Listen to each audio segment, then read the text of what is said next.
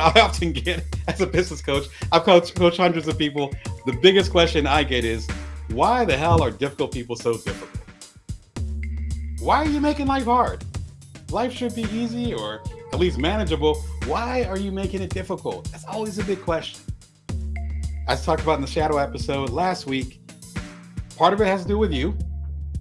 Whatever triggers you, whatever trauma you have.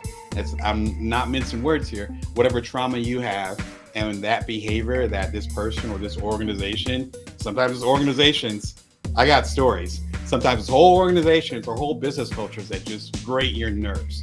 So when I say people, I mean this in the broadest sense of the word. That's often related to our own past history. That's why it's important to know your shadow self. Again, the link is right down below if you want to watch that one. When it comes to other people, it usually comes down to a couple different things. And in fact, I found it's usually two. The first thing is, again, past trauma. So if you're in a situation, you're interacting with someone who has been bullied and or stabbed in the back multiple times by people that they love, then there's going to be often a layer of distrust towards anybody else. It doesn't even have to do with you. That's probably the biggest gem. Often when people are being difficult, it has absolutely nothing to do with you. They're thinking about their bully that beat them up years ago, or might even be beating them up now. Let's keep it honest. They could be thinking about their parent or their guardian who didn't give them love. And so they're assuming that you're not going to give them love or that they're unlovable. And it comes out in these weird projected ways. And we talked about this in the shadow episode. There's almost like a part 2 to last week's episode. So it ends up being projected in these weird ways. And when it comes out in these weird ways, it's easy to think it's about you. But often, whether you're personally triggered or not, it has to do with them. So number one, difficult people can be difficult because of past trauma. And depending on what's happening, we all can be difficult people. Let's keep it a buck. Let's keep it honest. I can be really difficult sometimes if I'm being triggered in a certain way based on my own trauma that I'm processing. Stuff I've talked about in my book, so I'm pretty transparent with that. Nobody's perfect. And so if you're dealing with difficult people, understand that that's more of how they're appearing versus them just being difficult people. It's like you could be a difficult person, even though you might not intend on being that. So number one, it's based on past trauma. People might react a certain way based on that. The second part of it is based on circumstances. They might be super uncomfortable. I had some medical stuff happen earlier this year, nothing deep, but it happened. And I realized that everybody was getting on my freaking nerves. And then I realized, I'm like, oh, I'm actually tired. I need to slow down a little bit, which is part of the reason for my break earlier this year. So it's like, I need to slow down a little bit. Well, that's my stuff. I don't have the tolerance for this because I have a headache. I don't have the tolerance for this because actually I haven't eaten that well this week, so I need to eat more. Whatever is out of balance. Often that's an internal thing. The thing is that we don't always have the self-awareness to know, number one, when we're being difficult, and number two, that we're so off balance, and it's making it feel like everybody else is being difficult. The wonderful saying, which I did a whole video about, and I'll do the clean version of it, is that if you wake up one morning and run into a person and they're being a jerk, then it's like, all right, they're being a jerk. If you run into a second person that day and they're being a jerk, then it's like, wow, I keep running into jerks. If you run into a third person, you are the jerk.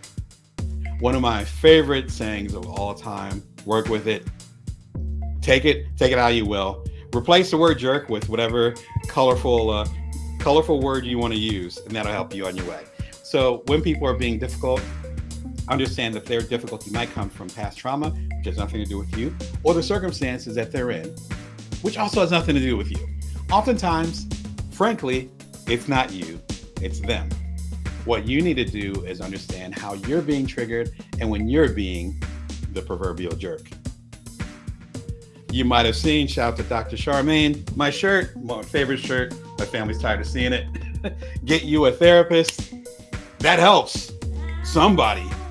And I don't mean therapy like going to the gym or going for a walk or go having sex or whatever. All fantastic things.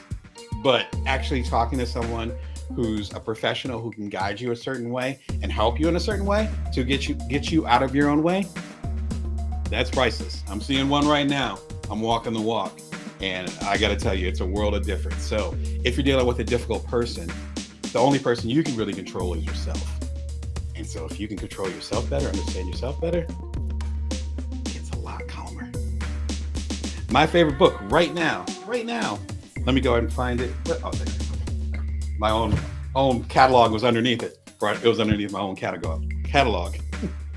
The Four Agreements by Don Miguel Ruiz. Hope I'm pronouncing it correctly. I did not do great in Spanish in high school, I'm afraid to say. Fantastic book. It is tiny. I reread it about a week ago. I'm about to reread it again. And you see a couple dog ears there. I read it in like an evening. In fact, I think I read a little bit to my kids when I was putting them to bed a couple weeks ago. Fantastic book. The Four Agreements are really simple. I can read it to you right now. Number one, be impeccable with your word. If you're making a commitment, honor it. Number two, we were just talking about this, don't take anything personally, because 95% of the time it has absolutely bupkis nothing to do with you. Number three, do not make assumptions. Don't assume you know why people are doing things. I have a hard time with this, especially I'm a business coach. I love psychology. It's easy for me to think that I know why people are doing things. And then sometimes you talk with people, which helps, and you realize that's not the reason they're doing it anyway. And number four, always do your best. You work with that, and a lot of these difficult people, difficult situations, a lot of them will start to melt away. My most popular video on the channel, next to my own TED Talk. Thank you to the good folks at TED for getting me on the stage for the second stage of TED many years ago, which a lot of ways ended up helping my career. My most popular video on the channel after that is this one, Accept People More with One Simple Question. I'm not even going to say the question right now. It's already hidden all the stuff that I said. It's based on Brene Brown's work. Shout out to Brene. 7 minutes video. A lot of y'all have watched it. A lot of y'all subscribe because you're watching it. Please, if you've not seen this video, not for the sake of the channel, but for you, be sure and check it out. It is a popular video for a reason, because Brene Brown's question is so powerful. I can't even take credit for it. It's her question. I just phrased it in a way that resonated with y'all. Be sure and check it out if we're talking about difficult people. And again, today, we're talking about difficult people, how to deal with difficult people. How do you deal with difficult people? Feel free to jump into the chats. Is there a situation that you're dealing with right now? I'm not going to get all Dr. Phil or Dr. Laura. I don't like either one of them, to be honest. I'm not going to be on that vibe. But if there's something you want to share, or some way that you're trying to process how to deal with difficult people, throw it in the chat. Or if you have your own